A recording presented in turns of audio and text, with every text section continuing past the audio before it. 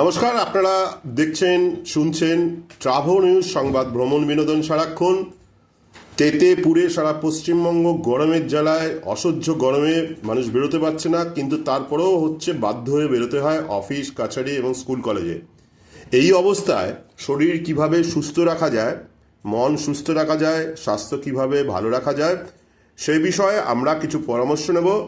আজকে আমাদের অতিথি রয়েছেন প্রাক্তন সেনাকর্তা ডাক্তার ব্রিগেডিয়ার টি.কে. চৌধুরী মহাশয়। তিনি বহু বছর কমান্ড এবং বিভিন্ন সেনা হাসপাতাল যেগুলো রয়েছে তার সঙ্গে যুক্ত ছিলেন। তার কাছ থেকে আমরা পরামর্শ নেব যে এই বিষয়ে কী করা উচিত। স্বাগত আমাদের এই অনলাইন ইন্টারভিউতে আসার জন্য স্যার। প্রথম প্রশ্ন, গরমে বাঁচবেন কিভাবে?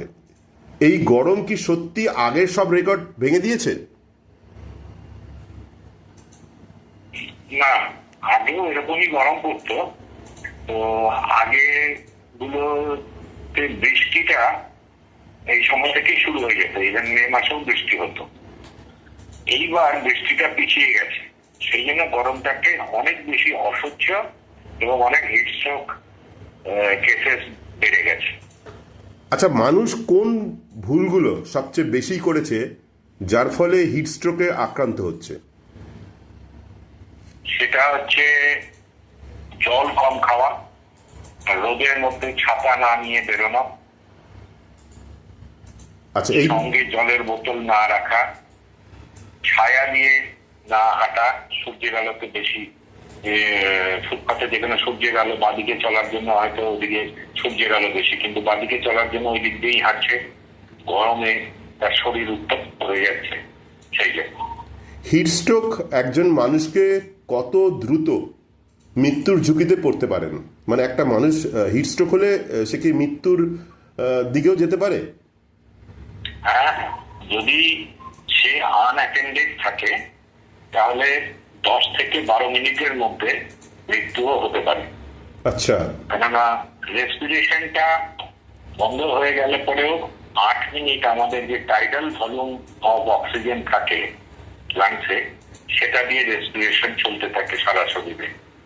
8 মিনিটের বেশি হয়ে গেলে পরে, এটা এক্স্যাক্টলি 8 মিনিটই হয়, বাট কোনো কোনো ক্ষেত্রে শারীরিক গঠনতন্ত্রের উপর ডিপেন্ড করে কারো 10 মিনিট, কারো 7 মিনিট এরকমও হতে পারে। সুতরাং ধরে নেওয়া হয়েছে যে 10 থেকে 12 মিনিট যদি আনঅ্যাটেন্ডেড থাকে তাহলে পরে মৃত্যু মুখে পতিত হতে পারে।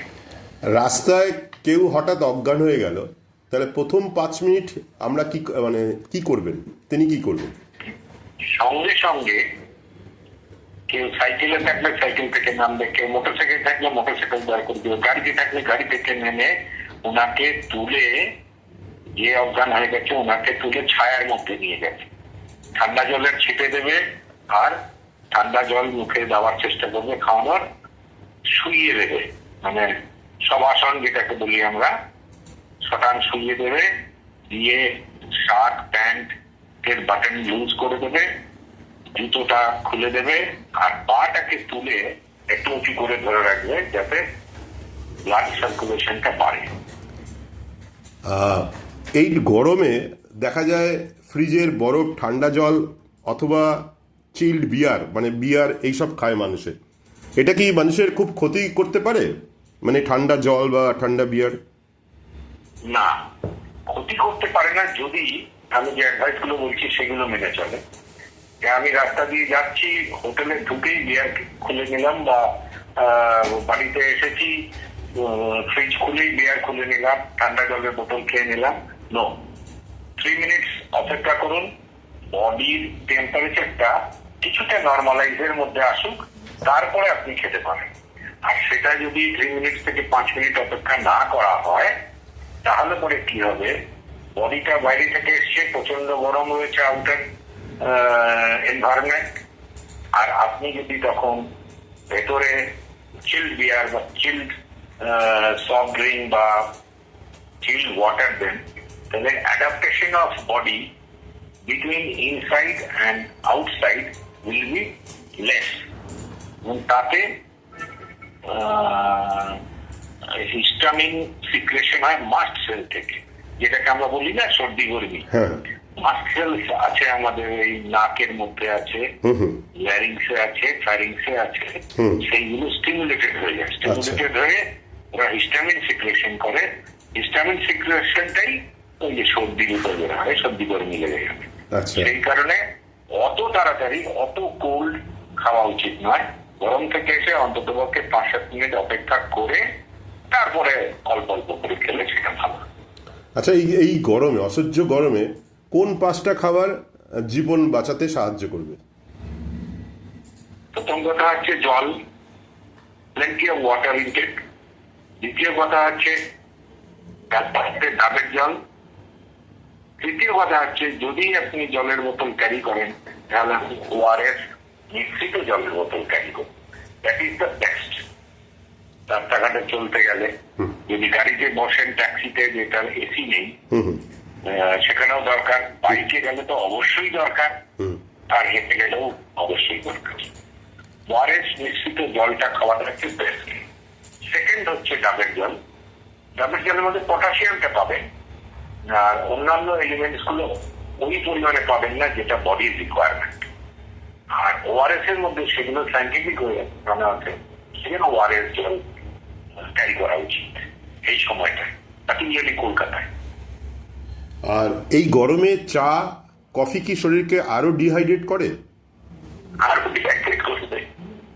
তখন যদি চা কফি খাওয়া হয় তখন আরো ডিহাইড্রেশন করবে, বিকজ অফ যে বাইরের এনভায়রনমেন্টাল টেম্পারেচার আর ভেতরে আরো বেশি টেম্পারেচার হয়ে গেল। বডি 47 ডিগ্রি সেন্টিগ্রেড পর্যন্ত এর ভেতরে টেম্পারেচার বডি অ্যাডাপ্ট করতে পারে। 37 ডিগ্রি সেন্টিগ্রেড হচ্ছে আমাদের নর্মাল টেম্পারেচার, জ্বর দেখি আমরা। ওটা যদি 40 হয়ে যায়, 42 হয়ে যায়, তখন হাইপার থার্মিয়া বলে। আর 47 হয়ে গেলে পরে ডেঞ্জারাস কন্ডিশনে পৌঁছে যায়। সেই কারণে হিটস্ট্রোকের মানুষকে চা কফি কখনোই দিতে নেই, ওটা আরো বেশি ক্ষতিকারক হবে। হিটস্ট্রোকের মানুষকে ঠান্ডা জায়গায় নিয়ে যেতে হবে, যদি পারা যায় কোনো এসি রুমে, পার্টিকুলারলি এটিএম গুলো রাস্তাঘাটের কাছে, ওখানে এসি থাকে, ফটাফট এসি রুমে ঢুকিয়ে দিন, জল খাওয়ান, ঠান্ডা জলের ছেটা দিন, শুইয়ে দিন, আর পা উঁচু করে দিন, প্যান্টের বোতাম খুলে দিয়ে। আচ্ছা। আর এই যে চা কফি খাওয়াবেন না। চা কফি খাওয়াতে পারেন, সেটা হচ্ছে 1 ঘন্টা 2 ঘন্টা পরে উনি নর্মাল হয়ে গেছে, অন্ততপক্ষে 1 থেকে 1.5 লিটার জল কনজিউম করানো হয়ে গেছে, তারপরে আপনি একটু চা বা কফি, তাহলে পরে সে হয়তো একটু সতেজতা ফিল করতে পারে, যদি সে চা কফির খুব ভক্ত হয়ে থাকে। আর তা নাহলে মধ্যে চা কফির অত দরকার নেই। না, আমি যেটা বলছি, ধরুন যারা হিট স্ট্রোক হয়েছে তাদের ক্ষেত্রে চা কফি খাওয়াটা উচিত না, কিন্তু আমরা যারা অফিস করছি তাদের হয়তো দিনে 2 বার থেকে 3 বার আমরা কফি, ব্ল্যাক কফি বা গ্রিন টি খাই, সেক্ষেত্রেও কি ক্ষতিকারক যারা আমরা অফিসে কাজ করছি এসি রুমে? না না, সেটা করবেন না। আপনি তো অফিসে বসে আছেন, এসি চলছে বা এসি না চললেও ফ্যান চলছে, সেই সময় আপনি চা কফি খাচ্ছেন, এনার্জি পাচ্ছেন কেফিন থেকে। কফিতে কেফিনটা বেশি থাকে, চাতে কেফিনটা কম থাকে, আচ্ছা। কিন্তু এনার্জি পাবেন আর কি। সেন্ট্রাল নার্ভাস স্টিমুলেট চা কফি। আচ্ছা, তাহলে আমরা খেতে পারি যারা অফিস করছেন বা যারা সারাদিনে আপনি 4 কাপ চা খেতে পারেন, সারাদিন 2 কাপ কফি খেতে পারেন। আচ্ছা আচ্ছা, চা ব্ল্যাক কফিও খাওয়া যেতে পারে, ব্ল্যাক কফি। আচ্ছা আচ্ছা, এই যে পোশাক নিয়ে, মানে এই গরমে আমরা সবাই দেখি সাদা পোশাক পরতে বলে, বলে যে হালকা পোশাক পরুন, তো কালো পোশাক পরলে কি সত্যি বেশি গরম হয়? হ্যাঁ, কালো রঙের পোশাক পরলে কি ওটা শরীরের সঙ্গে লেগে রয়েছে। কালো রংটা হচ্ছে সূর্যের সবকটা রশ্মিকে অ্যাবজর্ব করতে পারে, জেন্ডিওর আমরা বলি না। আচ্ছা। হ্যাঁ, ওই রামধনুর 7টি রং জেন্ডিওর। আচ্ছা। সেই সবকটা রংকে কালো রঙের জামাতে কাপড়ে অ্যাবজর্ব করে নেয়, তাহলে শরীর আরো বেশি গরম হবে। আচ্ছা, তো এই গরমে আমরা যারা অফিস যাচ্ছি বা ট্রেনে বাসে যাচ্ছি বা বাইকে যারা বাইক চালিয়ে যান, তাদের কি ধরনের পোশাক পরা উচিত? সাদা শার্ট। সাদা শার্ট। আচ্ছা। সাদা টি শার্ট, যেকোনো কিছু সাদা, যা কিছু হবে সাদা রঙে পরাটাই এখন ভালো আর কি, পরা উচিত। আচ্ছা, এবার এই যে আমি আর একটা প্রশ্ন ডাক্তারবাবু আপনাকে, যেটা হচ্ছে হিট স্ট্রোকের প্রথম লক্ষণ কি? হিট স্ট্রোক যাদের হয় তার প্রথম লক্ষণ হচ্ছে আপনার মাথাটা, আপনি হেঁটে হেঁটে আসছেন রোদের মধ্যেই, এটি তো গরম লাগছেই, কিন্তু ওই অনেকক্ষণ ধরে হেঁটেছেন, ধরুন 5-7-10 মিনিট হয়ে গেছে, গরমটা অ্যাডাপ্টও করে বডি কিছুটা, কিন্তু আপনার মাথাটা একটু চেঞ্জ হবে। তারপরে মাথাটা মনে হচ্ছে যেন ঘুরছে, তারপরে চোখে আপনি একটু ঝাপসা দেখা শুরু করবেন। তারপর তখনই আপনাকে বুঝতে হবে আমার কিছু একটা হচ্ছে, আমি এখানে বসে পড়ি। আর তারপরে আপনি দেখবেন ব্ল্যাক আউট হয়ে যাচ্ছে, চোখ অন্ধকার লাগছে। এই চোখ অন্ধকার পজিশনে পৌঁছবেন, তার 5 সেকেন্ডের মধ্যে আপনি পড়ে যাবেন। সেই কারণে ওই পজিশনে পৌঁছানোর আগেই যদি আপনি বসে পড়েন, ধরুন আপনি 6 ফিট মানুষ, যদি দাঁড়িয়ে থেকে পড়েন তাহলে আপনি 6 ফিট উপর থেকে আপনার মাথাটা দিয়ে লাগছে।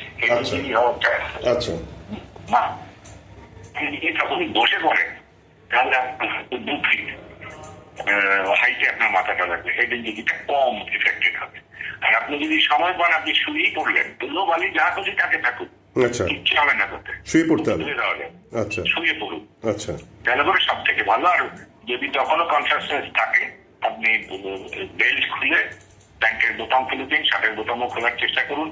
ততক্ষণে দেখবেন রাস্তাঘাট দিয়ে লোকজন আসছে, ওরা এসে হাওয়া দাওয়া শুরু করে দেবে বা কিছু করে দেবে বা তুলে নিয়ে যাবেন। যদি কথা বলার পজিশনে থাকেন তো আপনি বলে দিন এয়ার কন্ডিশন এটিএম রুম, এরকম যদি বলতে পারেন 2টো ওয়ার্ড মনে রেখে দিলেন।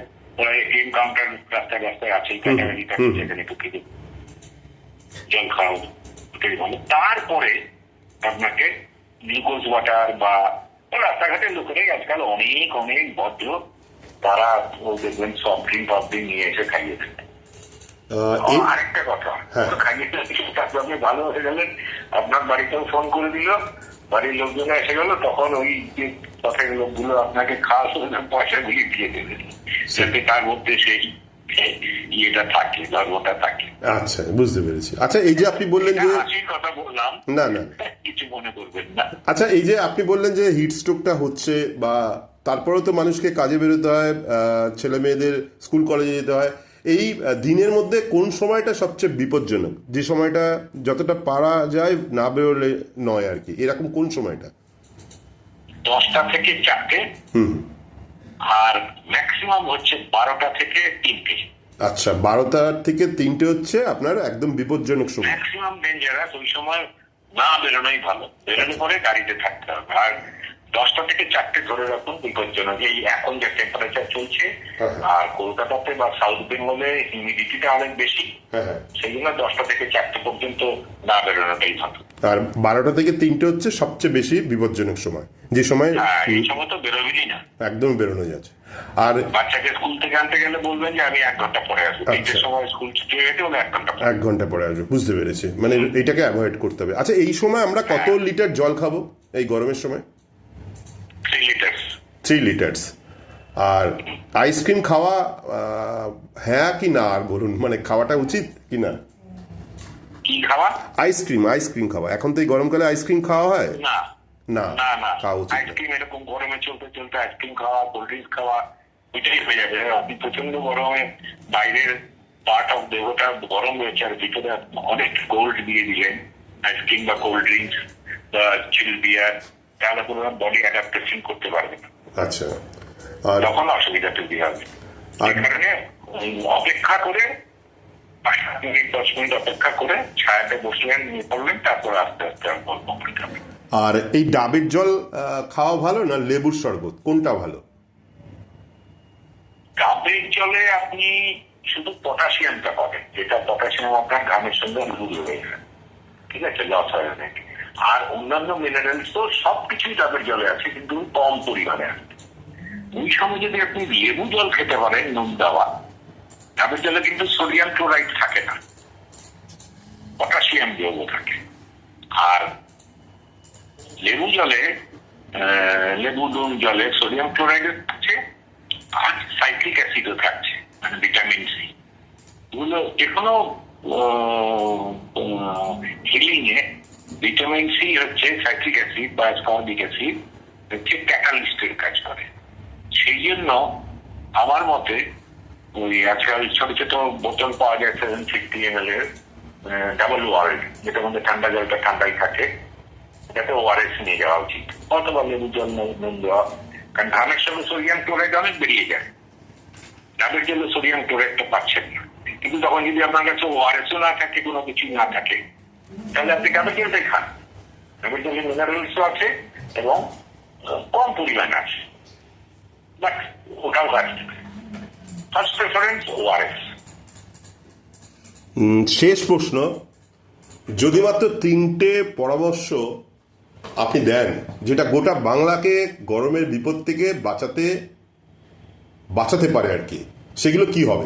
মানে শেষ 3টে আপনার উপদেশ বা পরামর্শ যেটা আমাদের এই গরম থেকে আমরা বাঁচবো, সাধারণ মানুষ, পশ্চিমবঙ্গের মানুষ, বাংলার মানুষ। যেরকম গোটা বাংলায় এরকম পরিমাণ হয়নি, কারণ নর্থ বেঙ্গলের এনভায়রনমেন্টটা আমি শুনি, আমার রিলেটিভরা আছে, ওখানে তো ঠান্ডাই চলছে।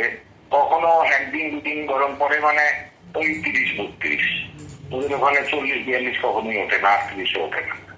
তো সাউথ বেঙ্গল বা মিড বেঙ্গলের পর থেকে পুরো সাদার্ন পার্টটা ম্যাপটা যদি মনে করেন, বা কলকাতা পার্টিকুলারলি, এখানে আপনাকে বেরোতে গেলে পরে 3টে জিনিস, একটা হচ্ছে ছাতা নিয়ে বেরোবেন, আরেকটা হচ্ছে ওআরএস জল গুলে,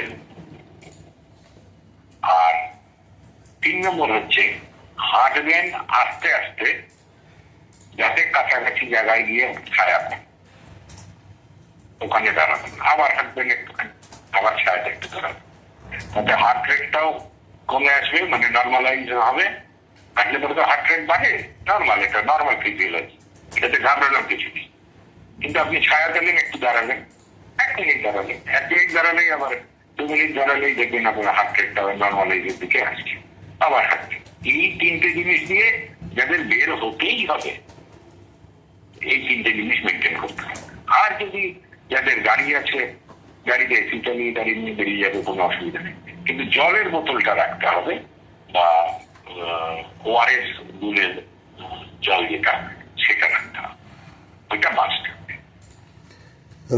এই তিক্ত বিরক্ত গরমে যখন কলকাতা, পশ্চিমবঙ্গের বিভিন্ন জেলাগুলো পুড়ছিল, আপনাদের মনে অনেক প্রশ্ন আসছিল এই গরম থেকে কিভাবে বাঁচবো, কিভাবে হিটস্ট্রোক থেকে বেরিয়ে আসবো, যদিও হিটস্ট্রোক হয় তাহলে কি করা উচিত, কি খাবো, কি জামা কাপড় পরবো, এর পরামর্শ বা এর সুন্দরভাবে বিশ্লেষণ করলেন এবং উত্তর দিলেন প্রাক্তন সেনাকর্তা ডাক্তার টি.কে. চৌধুরী। উনি প্রাক্তন ব্রিগেডিয়ার, বিভিন্ন সময় আমাদের সেনা বিভাগের যে হাসপাতালগুলো ছিল সেখানে উনি কাজ করেছেন। আমরা তাকে অসংখ্য ধন্যবাদ জানাচ্ছি এবং আমাদের অনেক সৌভাগ্য যে তার মাধ্যমে অনেক কিছু আমরা জানতে পারলাম।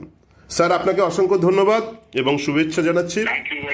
আজকের দিনটা আপনার ভালো কাটুক, আর আমাদের দর্শকদেরও জানাচ্ছি এইরকম আমরা আবার বিভিন্ন অনুষ্ঠান নিয়ে আসছি। দেখতে থাকুন ট্রাভেল নিউজ, সংবাদ, ভ্রমণ, বিনোদন সারাক্ষণ। Thank you.